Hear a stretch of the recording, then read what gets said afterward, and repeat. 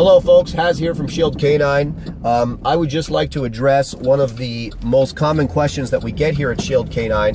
What type of breed do we recommend for protection work or personal security work? And, you know, this is actually, the answer to this question is actually very long, so I'm probably going to release a series of videos on this subject. But in terms of selecting a breed for this type of work, everybody has their preferences, right?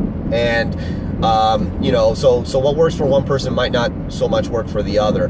However, that being said, there are 3 breeds that are really your go-to breeds in terms of selecting a dog for actual work. Okay, so the first is obviously the German Shepherd, right? Then you have the Belgian Malinois, and finally the Dutch Shepherd.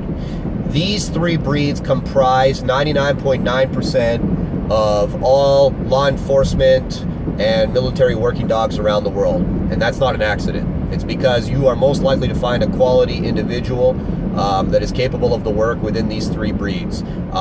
So, you know, if you really want to stack the odds in your favor of selecting a puppy or dog that will actually be able to protect you, these 3 breeds are really going to be the best choice. Now, if you're really set on an off-breed, and by off-breed, you know, I'm going to talk about the Rottweiler, the Mastiff, the American Bulldogs, and I know there's a few others in there that I'm sure that I'm forgetting about. These are all off-breeds, and the reason why we call them off-breeds is because it's not so likely that you are going to find an individual that is truly capable of protecting you within those breeds, or truly capable really of any type of work. And the reason for that is just very simply bad breeding. And bad breeding happens in every breed, but it is very prevalent in these off-breeds, especially the bullies, the Rotties, the Mastiffs. And the reason for that, unfortunately, is that people have been selecting these dogs for their looks and not so much their actual working ability. And, you know, everybody wants this big, you know, muscular mountain of a dog, and breeders, of course, are producing many of these dogs.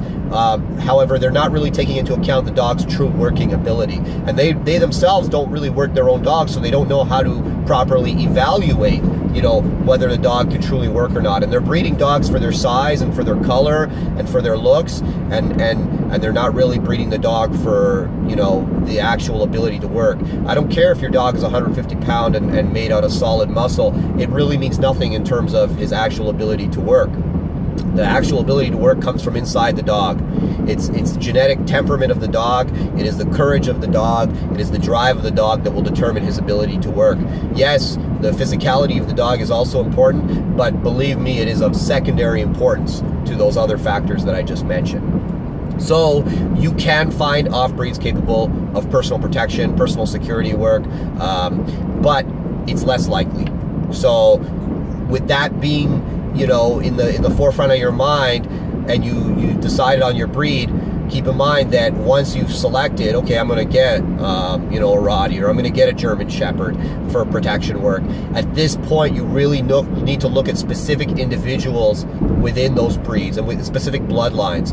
That's really going to be what determines your success or your failure in this endeavor. So the breed, you know, is actually not so important. It's the individuals within the bloodline that are the most important. But, you know, coming back to the breed, the German Shepherd, the Malinois, and the Dutch Shepherd has a high prevalence compared to any other breed of individuals that will be capable of true personal protection, you know, of true work of any kind. So keep that in mind when you're selecting a breed for, you know, personal or property protection. I'd just like to briefly mention the Doberman. A lot of people ask about Dobermans as well. Dobermans, again, they're an off-breed in my mind. It is very, very, very difficult to find a quality working Doberman. Very difficult. And, you know, if you can find one, kudos to you. But in reality, the vast majority of them are completely useless for any kind of real work. That's not to say that good ones don't exist. They definitely do. But again, the prevalence of good ones is unfortunately not so high.